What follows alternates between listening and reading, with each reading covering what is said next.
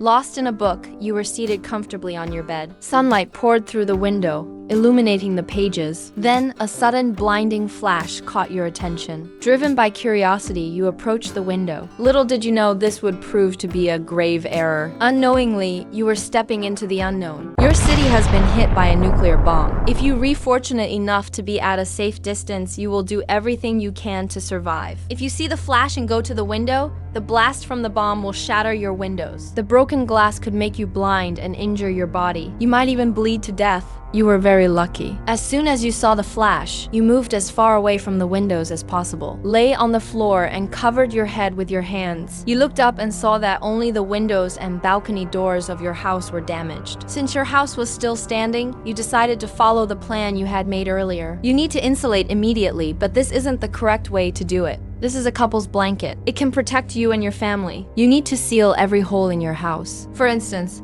you should block the chimney. You can use boards and nails for this, but remember that dust particles can still pass through the gaps. To enhance the insulation, use blankets, quilts, curtains, rugs, or any other available materials. Those cardboard boxes that your cats adore can be repurposed for insulation purposes. After the bomb was dropped, the white pills you see now are iodine pills. They are anti-radiation pills. Please use them according to the package insert or your doctor's advice. My doctor told me, if you know when the bomb will be dropped, use it 6 hours before. If you freeze like in the video when a bomb explodes and stare at the blinding light of the explosion, unfortunately you will die. Don't freeze up. If you have a personal underground shelter, you're incredibly fortunate. All you need to do is close the door and remain here. For those of you living in apartments who have sought refuge in a communal shelter, don't despair. You're among many others who find themselves in a similar situation. If the bomb explodes while you're outside, to protect yourself from exposure, cover as much of your skin as possible. For added protection, wet the coverings. To assess the safety of your distance from a bomb blast while outdoors, extend your arm, raise your thumb, and view the resulting mushroom cloud with one eye. A cloud that appears smaller than your thumb indicates a relatively safe distance. You can go to a nearby house, a shelter, or underground. Metro stations are safe in this case. Try to touch as few things as possible. If possible, carefully remove your clothes. Put them in a garbage bag. They may be contaminated with radioactive material. Throw away the clothes you put in the trash bag immediately. Take a shower and put on clean clothes. Avoid scratching or cutting yourself while showering. Just use plenty of soap. Clean the bathroom thoroughly after your shower. Immediately after a bomb blast, your instinct might be to flee in your car. However, this is a dangerous decision. The thin metal of a vehicle offers little protection against radiation. Additionally, the explosion could cause a power outage, leaving you stranded with a non-functioning vehicle and empty gas stations. Many people will think like you. You might get stuck in traffic. Being stuck in traffic means being exposed to radiation and potentially dying. You'll hear terrifying screams from outside. There will be utter chaos.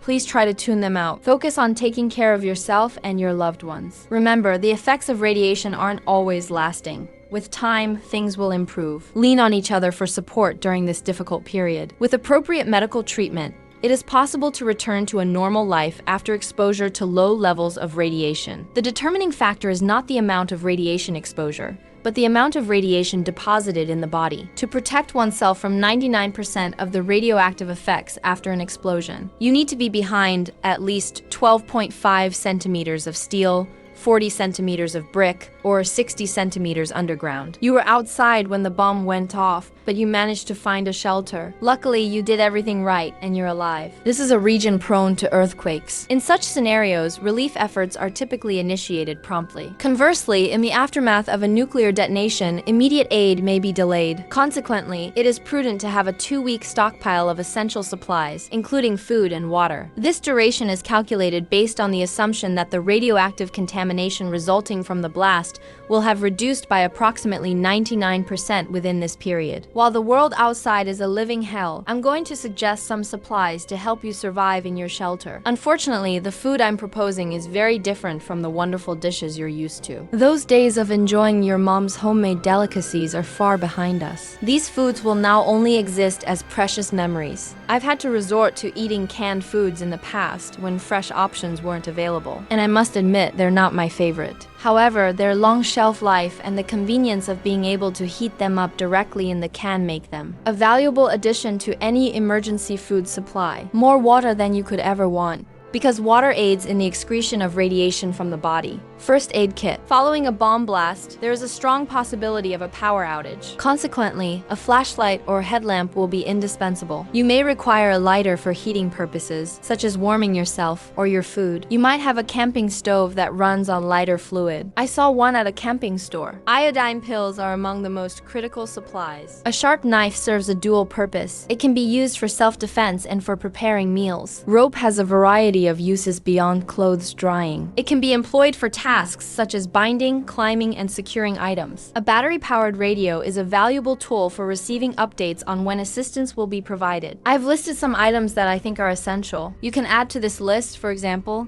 a filtered respirator, special clothing, a can opener, or a multi-tool. I think getting these essentials will make your load lighter. You had finally managed to overcome all the difficulties. But let's hypothesize a scenario where you were exposed to a certain amount of radiation. Similar to other diseases, acute radiation exposure has its own unique set of symptoms. The frequency and severity of these symptoms will be the determining factor of your survival. Symptoms of acute radiation: hair loss, high fever, dizziness is one of these symptoms. Headache. You might even experience nausea and vomiting. Your weakness might prevent you from lifting or moving your arm. These were the symptoms of acute radiation. As a precautionary measure, you will remain in the shelter or at home for the next 2 weeks. If you are with many people, you can support each other. Everyone acting in unison provides a psychological advantage. Dividing tasks among yourselves will make things easier. Helping a woman with a child, making that child laugh should be one of your tasks. If you're on your own, consider your options once you venture out. You could join a group of people working together, or you might choose to assist others alongside the survivors. After all this, the value of certain things will increase. For example, protective clothing, anti-radiation medication, cleaning kits, weapons, ammunition, and many more. As the value of certain goods rises, so too will the importance of specific professions. There will be a high demand for jobs such as soldiers, doctors, civil engineers, and emergency medical technicians. Nestled in a campsite, you and your friends are relishing the peaceful days of retirement. While indulging in a light snack, the comforting sound of the crackling fire acts as a soothing lullaby, lulling you into a state of relaxation. The worst happened.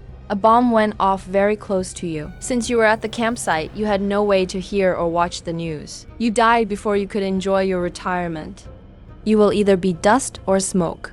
In the blink of an eye, your existence would cease. Without a grave to mark your departure, you would vanish into oblivion. Even if a few survivors managed to cultivate plants, the contaminated soil and potential radioactive rainfall would render them hazardous for human consumption. If you're a nation with nuclear weapons, the likelihood of an enemy launching a nuclear attack on your country is very low. Before enemy bombs can reach your soil, your country's counterattacks could wipe the enemy nation off the map. In a way, nuclear weapons act as a deterrent. International agreements prohibit the use of such bombs. If a nuclear bomb is to be used, civilians must be warned beforehand. In such a case, you would either have to evacuate the city or go a shelter. Pushing this red button would set off a chain of events with irreversible consequences. The fallout would be catastrophic, impacting not just the aggressor nation but the entire globe. The recovery process from a nuclear war would be extremely lengthy and arduous. The cleanup of bombed cities, loss of life, birth defects, widespread destruction, increased mortality rates, and environmental contamination would all contribute to a devastating social and economic collapse. Radioactive contamination will lead to food shortages and potential mass starvation. Many people may be permanently displaced from their homes. I long for a world where no lives are lost.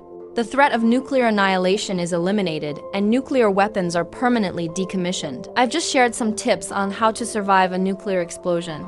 If you have any suggestions, please leave a comment. Follow us and like our video for more interesting informations like this.